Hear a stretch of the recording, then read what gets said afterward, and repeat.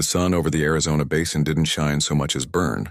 It pressed against the earth until everything beneath it bent or broke. Eli Hart kept moving through it anyway, a man built more from stubbornness than blood. His horse, a black gelding with a white blaze down its nose, limped on 3 good legs. The 4th had thrown a shoe somewhere back in the flats. Eli didn't turn back. He never did. The land around him was a quilt of yellow dust and dead brush, stitched by wind and silence. Once he'd known every sound out here, the chirr of a locust, the hiss of sand sliding down a dune. But now even those small signs of life seemed to have given up. He adjusted his hat lower against the glare and coughed dryly into his sleeve.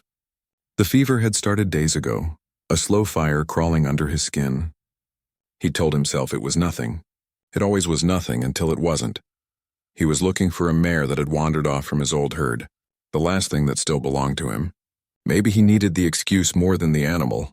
The ranch had gone quiet after the sickness took his wife and boy last winter. No laughter? No smoke curling from the chimney, just wind through empty corrals. He'd buried them under the cottonwoods and told himself he'd keep riding, keep working. Men who stopped moving didn't last long out here. By noon, the horizon shimmered like glass. He could feel the pulse in his arm where the scar tissue twisted and burned. The wound was old, a branding iron accident years back, but lately it had started to swell again, red and tight. He ignored it. Pain was a companion, he understood. The horse stumbled. Eli cursed under his breath and slid from the saddle, knees buckling in the sand. He took a few steps, boots dragging, and felt the world shift under him. The air rippled. For a moment he thought he saw movement ahead, a shape, maybe a figure. But the heat made liars of the eyes. He sank to one knee. The ground was hot enough to sting through denim. His breath came shallow, his chest hitching. He reached for his canteen and found it empty. Of course it was. Everything ran out eventually. He told himself, just a minute. Just a minute to rest. He set his hat beside him, leaned forward on one arm. The light blurred, shadows bending into each other. The last sound he heard before the world went soft was the creak of wagon wheels somewhere far off, a sound that didn't belong to the desert anymore. When the dust settled, Eli Hart lay face down in the sand, the horse standing over him, reins dragging. His chest rose once, barely, then stilled. A moment later, the wagon came into view, a small figure at the reins, bonnet tied tight against the wind. She slowed the horses, squinting at the motionless shape in the dust. God help me, Nora Vale murmured, climbing down, and for the first time in a long while, help was coming for a man who swore he didn't need it. When Eli came to, he didn't know where he was, only that he wasn't dead, which at first felt like a mistake. His vision swam through waves of light and shadow. Canvas above him, the smell of smoke, herbs, and something clean. He tried to sit up, but a hand pressed gently against his chest. Easy, a woman's voice said, calm as river water. He blinked until her face came into focus. She wore a faded linen shirt, sleeves rolled, hair tied back under a dusty bonnet. Her eyes were steady, not the kind that looked for thanks. Where? His throat cracked, dry as bone. You're safe, she said, pouring a trickle of water between his lips. For now. He coughed, swallowing half of it and spitting the rest onto his shirt. Didn't ask for saving. I noticed, she replied. Didn't ask if you did. He tried to glare, but his strength gave out before his pride did. The fever had him good. His scarred arm lay beside him, wrapped in clean bandages that smelled faintly of mint.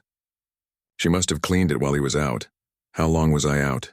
2 days, she said, stirring the fire by the tent's opening. You were half dead when I found you. Horse near trampled itself trying to wake you. Eli shut his eyes, muttering, should have let me be. The woman didn't answer right away. He heard her pour water into a pot, heard the gentle clink of a spoon. You'd rather die alone in the dirt than owe someone a little kindness. He opened one eye. You talk like you've never met a man before. She smiled faintly without looking at him. I've met plenty. Most don't know how to stay alive without proving something first. Outside, the wind dragged its fingers through the dry grass.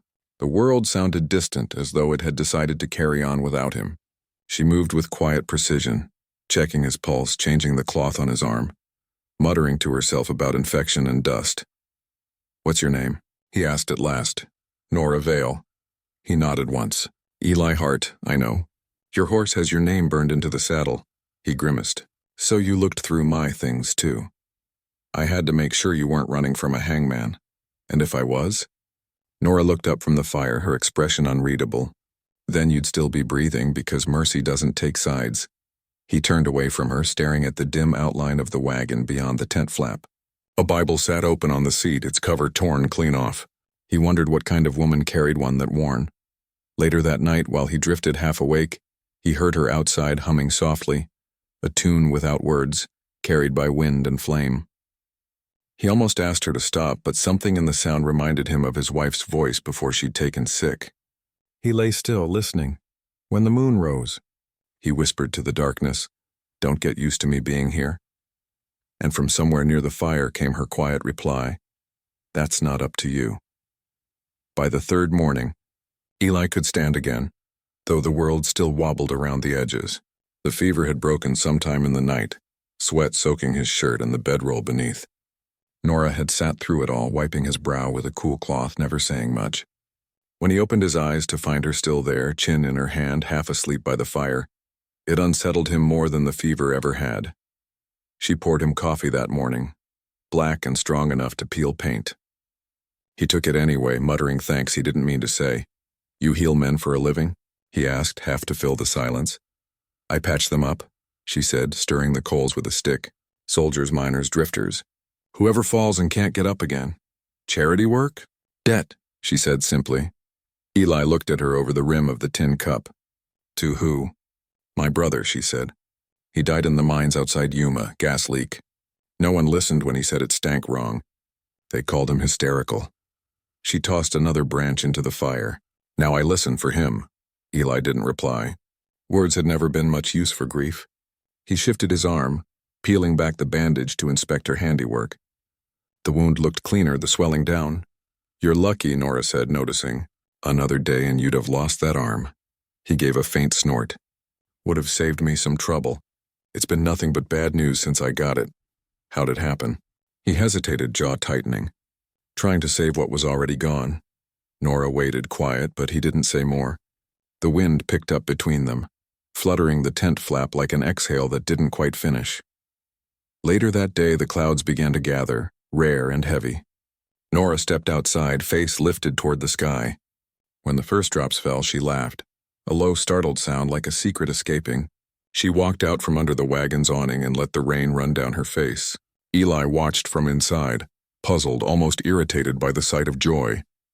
But the sound of her laughter tugged at something in him he thought had dried out long ago. Before he knew it, he was outside too, rain soaking through his shirt, the air smelling of dust and new life. She turned and caught him standing there, hat in hand, half a smile breaking through. "You'll catch your fever back," she said. He shrugged. "Reckon I've had worse company." For a long moment they stood there, two strangers under the same mercy of water. When the storm passed, she brushed wet hair from her forehead, and he found himself staring, not out of desire exactly, but recognition. "Guess the desert's not the only thing still breathing," he murmured. She looked at him then, not smiling this time. "Don't mistake surviving for living, Mr. Hart." That night the rain drummed soft on the canvas roof, steady as a heartbeat. Neither of them spoke again, but neither could sleep. Something had shifted in the silence, the kind of quiet that doesn't separate people but binds them. The rain left the world cleaner, quieter, but calm in the desert never lasted. It only fooled you into thinking it might. By the fifth morning, Eli had mended enough to saddle his horse again. He said it was time to move on, though he had nowhere in particular to go. Nora didn't argue, only packed her herbs and folded the canvas back into the wagon bed. Still, her eyes followed him like she was trying to see, past the words he wasn't saying. "You could use another day's rest," she said. "I've had too much rest for one lifetime." She sighed and handed him his canteen. "Suit yourself." He slung it over his shoulder, testing his arm. The scar pulled, but held. "You heading east?" "Wherever the road doesn't end," she said. "That's where healers belong." He nodded once, mounting his horse with slow care. "Then maybe we're both headed nowhere." The morning was pale and still, heat already pushing up from the sand. He'd just turned the horse toward the flats when the sound came. Hooves, 3 sets, fast and mean. Nora stepped to his side, eyes narrowing as 3 riders broke over the rise. The man in front wore a dark coat and a tin badge that gleamed under the sun. His horse was Union stock, well-fed and well-trained. Eli Hart, the man called, pulling his reins. Marshal Kellen. You've got company. Eli straightened in the saddle, jaw tight. Don't recall sending for any. The marshal dismounted, dust puffing up around his boots. We're looking for a woman. Calls herself Nora Vale. Heard tell she's been practicing medicine without sanction. Heard she's been keeping bad company too. Nora's spine went rigid beside him. I heal whoever's hurt.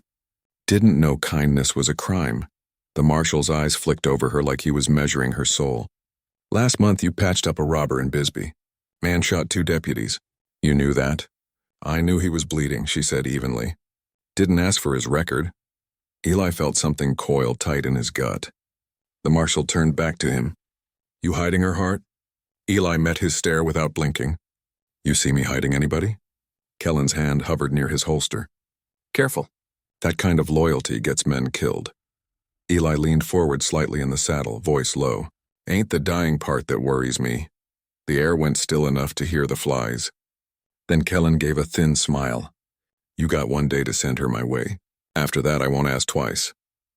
He swung back onto his horse and spurred off, his men following, dust trailing behind like smoke. When they were gone, Nora exhaled the breath she'd been holding. You should have told him I was nobody. He'd have believed it. Eli swung down from his saddle, staring at the horizon where the riders had vanished. Wouldn't have sat right. You don't even know me, she said, voice shaking. He looked at her then, really looked. Don't have to. I know what it's like to be hunted for something you can't undo. That night neither of them slept. The fire burned low between them, their shadows stretching long across the sand. Eli reached into his pack and pulled out an old saddle tag, the one with his name on it. He tossed it into the flames, metal hissing red. Nora watched, silent. What was that for? He stared into the fire, face unreadable. That was the last piece of the man who thought he didn't need anyone. Outside the wind shifted, and the desert went still again, the kind of stillness that comes before something changes forever. They rode through the night, the moon spilling pale light across the mesas like frost. Every few miles Eli looked back, expecting dust on the horizon, riders in pursuit. But there was only the wind, cold, restless, and free. Nora guided the wagon along the old trading trail, the horses' hooves thudding softly over the hardpan. Neither of them spoke much. Words had become too heavy to lift. By dawn they reached the basin near the Colorado, where the land finally remembered how to breathe. The air smelled faintly of wet clay and mesquite. A ribbon of water shimmered ahead, thin but alive. Eli swayed in the saddle, eyes half closed, his arm bleeding through the fresh bandages. Don't stop now, Nora said, her voice a thread of steel. He smiled weakly. You're bossy for a saint. Saints don't argue this much, she said, pulling the wagon alongside him. Hold on, we're almost there. He nodded, but his body gave out before his pride did. He toppled from the saddle into the sand. She was beside him in seconds, pressing her palms against his chest, listening for the heartbeat. It fluttered faintly, stubborn, tired, alive. Eli, she whispered. Stay with me. His eyes flickered open. Didn't need help, he rasped. She laughed, though tears streaked her dust-stained cheeks. No. You just needed someone to stay. He tried to answer, but the words drowned in exhaustion. She pulled him toward the riverbank, tore open her satchel, and worked fast, packing herbs against the wound, cooling his skin with water. When his breathing steadied, she sank back on her heels, hands shaking. They stayed by the river for days. The world outside their small camp might as well have stopped existing. Eli healed slow but sure. Sometimes, when the wind shifted just right, he'd catch her humming that same wordless tune she'd sung the night he almost died. It filled the space between them like something holy. One evening, when the sky burned copper and violet, he sat beside her watching the current twist through the rocks. You ever think about leaving this place behind? He asked. She smiled faintly. Everywhere I go, someone's fading in the dust. Maybe that's where I'm meant to be. He looked at her for a long time. You could stay here. Her fingers brushed his. You mean that? I do. She leaned in, her forehead resting against his shoulder. The wind whispered through the reeds like a secret too soft to carry. That night, under the stars, Eli dreamed for the first time in years. And this time, no one died in it. Months later, a small cabin stood near that same river bend. Smoke curled from its chimney. A horse grazed nearby, and laughter, gentle and human, drifted through the open window. Eli Hart had built it with his one good arm. Nora Vale had filled it with life. The desert would forget their names, as it always did. But the river kept flowing, slow and certain, carrying their story with it. If this tale left dust in your throat and warmth in your chest, you found your home on Unreal West. Stories of quiet mercy, stubborn hearts, and love that survives the storm. Subscribe and ride with us again, where the West still remembers how to feel.